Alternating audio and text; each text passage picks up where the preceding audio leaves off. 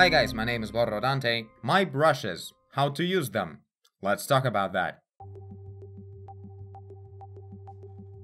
So a lot of people ask me questions about brushes, and let's answer a few questions right away at the beginning of the video and then move on to the main thing. Number one, where to get my brushes? In the description there's a link to a Patreon page, to a free post where you can download the brushes. I update them every now and then, sometimes I replace the old ones, so if you saw some brushes in the old videos, they might not be there anymore. Well, that's the way things are. I can't save all the brushes that I've been working with forever. Usually there's a good replacement for whatever you saw in the old videos. Hope you like those. Next question, can I make brushes for Medibang or Krita the same way I did them for Photoshop? Well, theoretically yes, but I'm not gonna do that. Just because that's a huge amount of work, and I'm pretty sure I won't be able to push them to the same quality that I have them in Photoshop, partially because of the lower performance of the brushes in basically every other program ever. But the main reason is that there are always not enough texture blending modes for the brush. I'm talking about these modes. You see how many of those are in here, and there are depth and minimum depth and stuff like contrast, brightness. There's a lot of really great fluid ways to set up the way the texture applies on top of the stroke. Now, I haven't seen a single program that has enough of those. Like, not less adjustment features than Photoshop has. And I'm probably the only person that uses every single feature in this thing, so it's really important for me to have a lot of those. So I know if I would try to set up some brushes that I use that have like a good work with the texture, if I would try to repeat that in Krita, I know that the texture would look very bleak and too smooth with the soft edges of the brush, and that would look really lame. That's not the way my brushes are supposed to work. So I don't know about creating an actual like collection, the file with the brushes for a specific program. However, on Patreon I upload an archive with all the alphas in PNG files. They're very outdated right now, but I hope I will update that with this video coming out. So you can use those alphas and create your own brushes in any program you want. Just import those. You'll probably have to look up tutorials on how to do that in your particular program. But that's the best way I can do for everyone to use the alphas in any program you want. And now to the main two questions. Number one, how to import my brushes. And number two, how and when to use specific brushes from the collection. So let's start with importing the brushes. Now, I want to try one thing. I was always interested in one question, and I never actually got to try it. If you would have a clean Photoshop without any collection of textures like I have, if you would just import my file of tool presets with the brushes, will the brushes work with the textures that I use with them?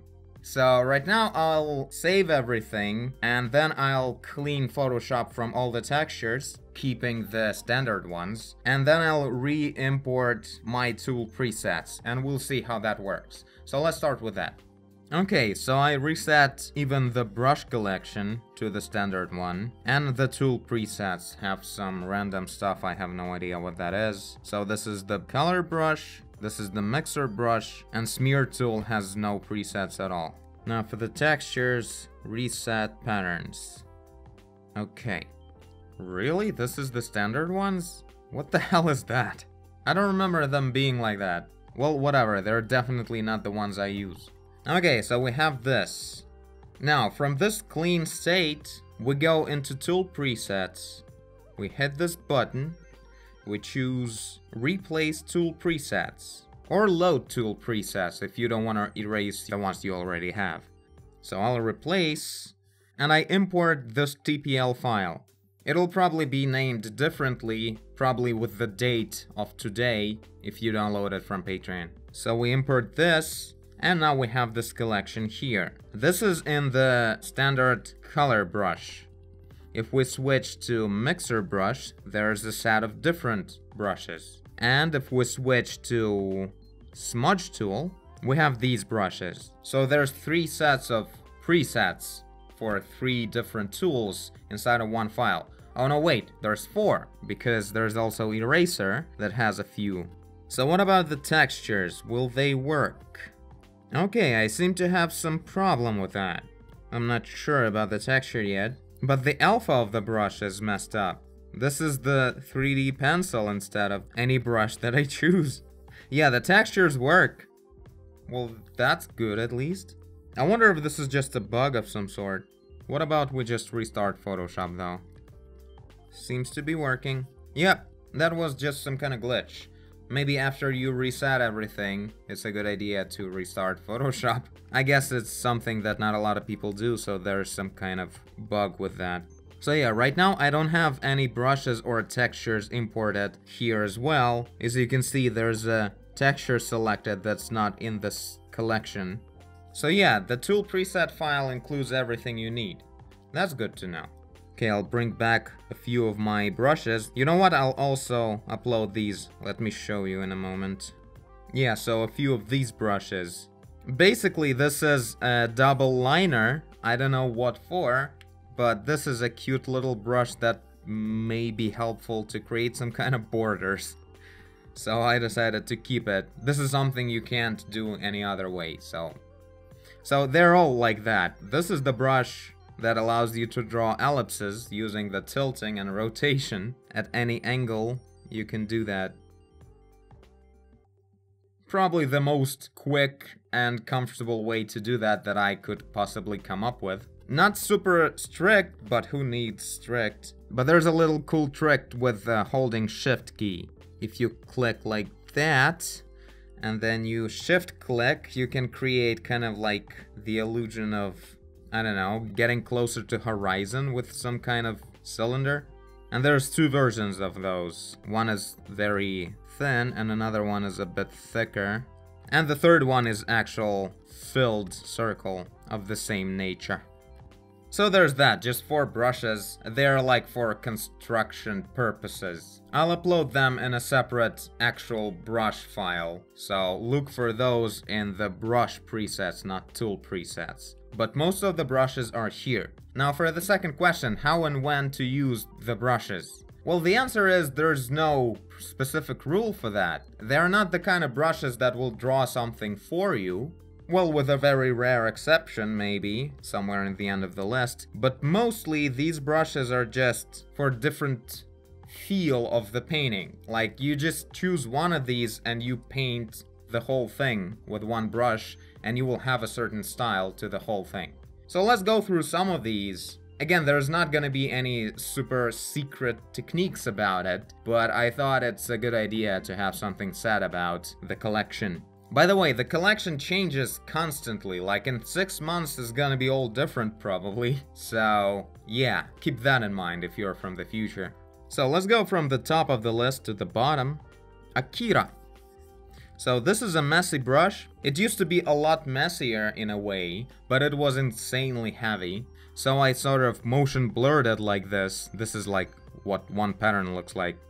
But it's still, like, it's flipping around a lot, so it creates certain mess, and it has this kind of like a double edge to it. So this is the brush that you can use to paint in God mode, if you remember the video, how to paint like a god. It allows you to paint in a super messy way, so you wouldn't stick to any silhouettes and be able to search easily without sticking to any very well-defined shapes. So that's a cool thing for that. It has nice foggy effect, meaning the opacity is being responsive to the pressure. Good for creating shapes in air perspective, like the further away shape will be like this, the closer one you can press a bit harder. You know, it's just to quickly look around for whatever you want to see. Then we have Tetsuo. It has rough and soft version. This is the triangle brush. I really like it.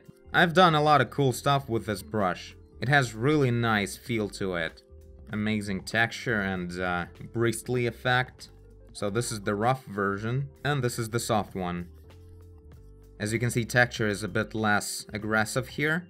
And this is the kind of stuff that you can't set up very well in Krita or anywhere else. Like getting this kind of raw feel, and then softer, but maybe letting more opacity through to the stroke. But yeah, this triangular brush, I really like it. It creates a very artistic feel. Probably not the best idea to start the painting with this brush though, but only because this is the kind of brush that uses 1% spacing. That means if you have a generic computer, it will go insane at this size. Like right now I'm making a stroke, so this brush is 1300 pixels, and this is... you can already see a certain lag, but I have a 12-thread computer. A generic computer would just... you would just make a stroke and you can just have a drink and let it process the stroke. This is not the best way to search something on the canvas. So it's a good idea to start searching with a Krita, for instance. And then when you wanna already go with the details, you can choose this triangular brush because it's a very high quality brush. It's really cool, it's tilting, you can search different shapes and have this amazing bristly effect. It works really cool where you want to go more bristly with a lot of brush work and not too much details. This is a great brush for that. Okay, moving on. Canada. This is a flat brush. I used to paint with that over a year ago. I really liked it. It's another very bristly brush, but this one has a bigger spacing. Usually you use it at small enough sizes where that doesn't really show up at all. And the second version, MB, that's Canada Motion Blurred. That's the pattern of the brush that is, you can see it's smeared in one direction. So this solves the problem of the patterns showing up even when there's 10% spacing. So this is much faster version of this brush, but a bit less flat, just because you can see the pattern is a bit thicker than this kind of stuff. This one has this sharp effect, you can create really sharp edges, and motion blurred brush is gonna be like this. And then I stumbled upon this claw brush in PaintStorm Studio. And this is basically like a new version of Canada for me. So this one I use sometimes. It has a very aggressive bristly effect in here, as you can see. And also this is where I started using this canvas texture. If you don't like any specific texture that some brush uses, but you like the brush itself, what you can do, and this is actually pretty important to mention, you can choose any brush that you like the texture of, then you can click this lock button next to the brush, and then any brush you choose will have that texture instead. Like this texture is now gonna be the same way for all the brushes. So there's like an underlying set of textures in here as well that you can use with different brushes at the same time. So yeah, PSS, this claw version, this is the original version of this brush, the way I imported it from the PaintStorm Studio. So PSS Wet has thicker version that doesn't have a lot of holes in it, contrary to this one. So this one creates much more softer kind of the stroke, but still has this quality of a claw. Because the claw is so cool, I really like the claw. Much better than working with flat Canada. And the soft version is basically the wet version, but you can make very transparent strokes with that if you want to, if you press slightly. Contrary to the wet version, that's always gonna make a pretty opaque mark on the canvas, as wet brushes do. Sometimes it's really cool to switch to a brush that will always make a solid stroke even if you press slightly. There's something really pleasant about working with that kind of brush sometimes. It's a good stuff. Okay, so PSS done, now Chiyoko. Chiyoko is a very big woman, a character from Akira manga. She's always using huge weapon and she punches all the men around. She's like brutal. So that's why I decided to use a brick brush for her. And this is like probably the only completely rectangular brush that I have. It's really cool. I don't use it much anymore because I don't know, I don't really find it. Maybe if I would be painting some kind of hard surface stuff, but in general, again, I would probably just switch to potato brush. But as far as I can judge the rectangular brush, this is a really good one. Now Chihiro, I think that's the character from Spirited Away, but I may be wrong. So I wanted to create some kind of really messy brush that has, I don't know, this. Not using it much anymore after it kind of set me up a few times. Really not recommending to go too far into finalization of a painting with this brush, because when you zoom in after hours of work, you can see how everything has this thing with it. But it's kind of stylized and cool. Some of these brushes I may delete soon, so I don't know. It's a constant experiment, of course. So this is Chihiro Rough, and there's Chihiro Smooth. Smooth is the motion blurred Chihiro. And now this one is a very smooth and cool brush. Basically like a flat brush, but it's not tilting, it's always rotating in the direction of the stroke. And it has a huge step, 15%, yet it has a very smooth quality to the stroke, but barely has any bristly effect, I guess, a little bit in the end. Some glitches showing up as well. But it has a very smooth and really motion blurred effect to it, so it kind of creates a cool style. You can use it sometimes to make something, I don't know, something cool. You can start and finish a painting with this brush, I believe. Not that I ever tried though. Bateau. Bateau is a huge male character from Ghost in the Shell. So this is a motion blurred brush that looks like this, and it has 35% spacing. Even if you have a brick for a computer, you can use this brush at huge resolution and just fill in your painting with basic colors without any lag whatsoever. It's insanely fast. It's probably the fastest brush you can ever see in Photoshop. And all you'll ever get is these sharp edges and smooth motion blurred edges on the other side. So it kind of looks cool always, even though it has these huge steps. You can really like search some stuff with it, specifically thanks to its blocky, smoothy quality. Now Kusanagi. This is a smooth brush. I really like using it for rendering skin or something organic like that. It has texture, but at the same time, if you press slightly and after a little while of just shading around, this texture almost disappears completely, but still kind of lets you know about its existence. And that I feel like a perfect combination for what the skin should look like. So this is definitely the best brush to smooth out cheekbones and stuff like that. Very smooth. Now Kaori. This is, I thought I have to have at least one completely perfectly smooth brush, which is a circle. So Kaori has texture to it, but it's a very subtle one. You can turn it off, of course, and just have a completely smooth round brush like this. So this is just if you want to create some kind of glow from a light source or whatever, you can use that.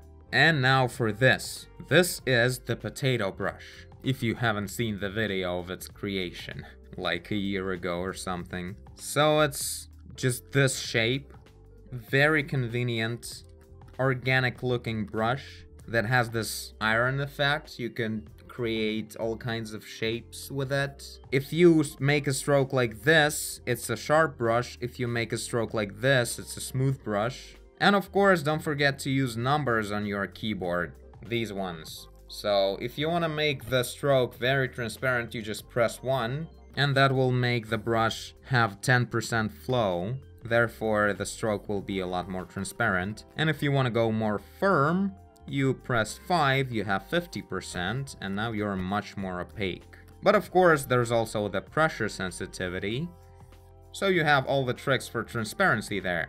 That, by the way, applies to all the brushes. Next, Miyako. Oh yeah, Miyako survived so many different changes for the last few years. So this is a very quick, messy, yet bristly, kind of round looking brush, but the pattern itself looks, well, kind of like this. What's cool about it is that when you press slightly, it's very texturized, but it looks super smooth, super soft edges. But if you press strongly, this is where you have a completely sharp edge. And this is the kind of stuff that you can only make work in Photoshop. That the texture would work so softly if you press softly, but if you press harder, it will burn out the pattern of the brush in a way that it will create the sharp edge. Because if we remove the texture, generally the brush is very soft. It has these soft edges, you see. It's really cool to work with this brush. It looks finalized enough, it has a very bristly effect to it. It doesn't have the sharp quality of a triangular Tetsuo, but still pretty cool. It's nice to paint fluffy things with it, like this painting I did when we were collaborating with Nathan from GD Quest. That whole thing was painted just with this brush. Also, some of the brushes have color dynamics on, just by default. Sometimes I forget that I have it on and I save it into the brush. So don't be surprised if you will be painting and suddenly see how the brush stroke, how do I make it obvious though? Like sometimes it will have different colors. You see this stroke is a bit brighter than the other ones. Some of the strokes are a bit more pink, the other ones are a bit more orange. That's due to these settings here, the saturation jitter and a little bit of hue jitter. If you don't like it, just turn it off and lock it, so you will never see this effect again in any of the brushes. But also, give it a try. It's kind of cool when the brush has a little bit of deviations of colors. It brings some kind of natural variety to the strokes, the quality of reality. And now for some brushes that paint for you, I guess. So, Juvenile A is kind of like a fog brush, but it has a crazily aggressive texture applied on it. So you can turn it off and it has just these clouds. I believe I downloaded this pattern from somewhere, but the settings are completely different now. And I really don't remember. Was it Stunt Kid or someone? It's someone's pattern, like this one. Yeah, I think it is. It's been years, so I really don't remember. Also, as you can see, if you paint slowly, it will be a very thick stream of fog. And if you paint quickly, it will have spaces to it. Because it doesn't have spacing, meaning your computer will be making patterns as fast as it can. And if you make a quicker stroke, there may be some holes in the stroke. It's cool because this brush never lags this way, so you can create gigantic fog overlays and it will still work out fine. Your computer won't freeze. Now, Ayanami. Oh yeah, this is my forever old brush that I came up with. It has kind of like a set of particles, motion blurred in different directions. It's really cool to create the blizzard effect. Especially if you combine differently scaled strokes. Kind of like a very photorealistic effect to finalize your painting. So this brush is forever in my collection, I guess. It's kind of cool. So there's that. Now 2501. This is a kind of rare particles or maybe stars brush. It's like a super rare spray. Usually it's really hard to find a spray brush that's not going too frequently. So this is like an extremely rare spray. And finally, Takashi brush. This is a sketch brush. It's set up to be small. It has some texture to it, so it looks kind of nice. It doesn't go too transparent, so you can't go like fading away. That's because I prefer it to be this way. When you are sketching, you shouldn't go transparent. You should go transparent in your head, not in the line. So there's that for the collection of the color brushes. And now I remember someone asked me about how to import blenders and the move tool. For that, when you imported the collection of these presets, you switch to, let's start with the move tool, so you switch to the smudge tool. In here you can find Kaori move tool and Kaori move tool soft. Non-soft version is the one that I had initially. It's a very sharp circle that allows you to just move things around like this. It's very rough looking because of the sharp edge, but when you're searching quickly, like for instance you're working with the Akira brush, and then you want to switch some proportions that only you can see so far because everything is very rough, you can just use this brush. But basically I never use it anymore because why not use the softer version?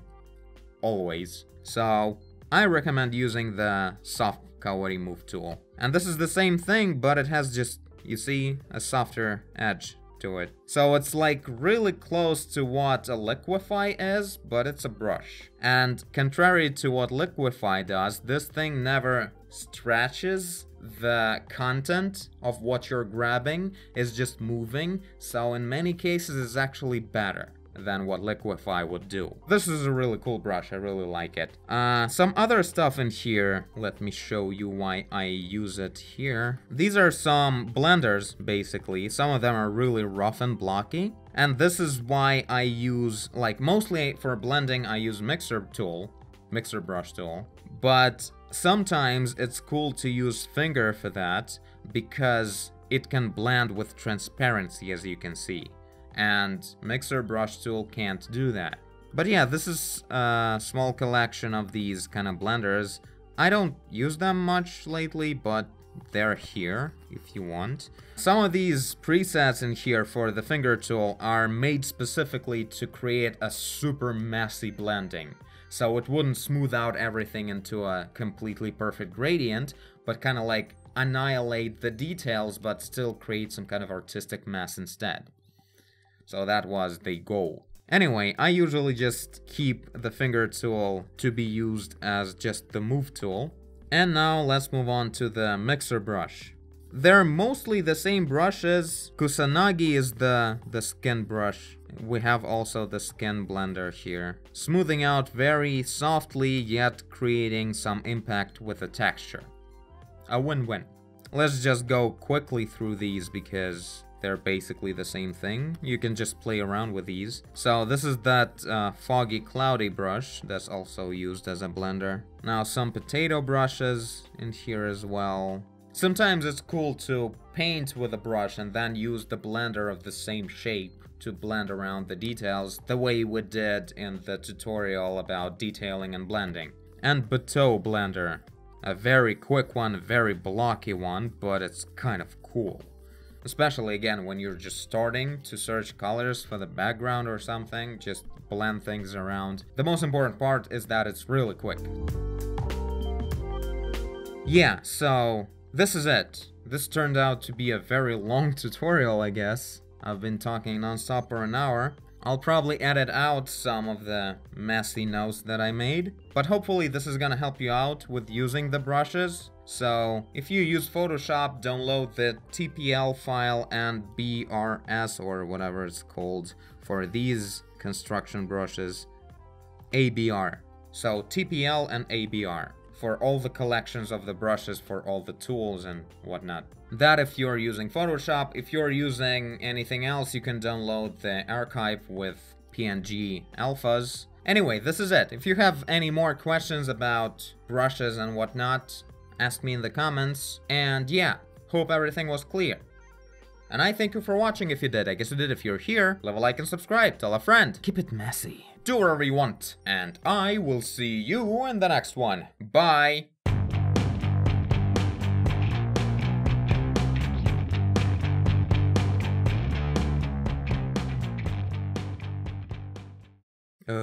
Sometimes you can just lose yourself in these texturized blending strokes. Be careful with that.